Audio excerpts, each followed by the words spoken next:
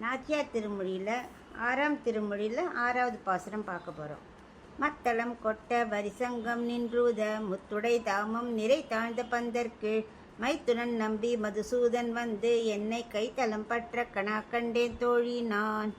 இப்போ தோழிட்ட அடுத்த கனவு என்ன சொல்கிறேன்னா, பாணிகிரகணம் மாற மாதிரியே சொல்கிறா. அதாவது மத்தளம் கொட்ட ஆரம்பித்தாச்சு, வரி வரியாக உள்ள சங்கம் எடுத்து ஊத ஆரம்பித்தாச்சு. அப்புறம் பந்தல் எப்படி இருக்குது, எல்லாம் முத்து மாலையாக தொங்குறது தான். அது அப்படியே தாழ்ந்து தொங்குறது. இவா தலையிலலாம் படுற மாதிரி அவ்வளோ தாழ்ந்து நிறைந்து, கொஞ்சமாக இல்லை அப்படியே அடர்த்தியாக நிறைய முத்து பந்தல் தொங்குறது.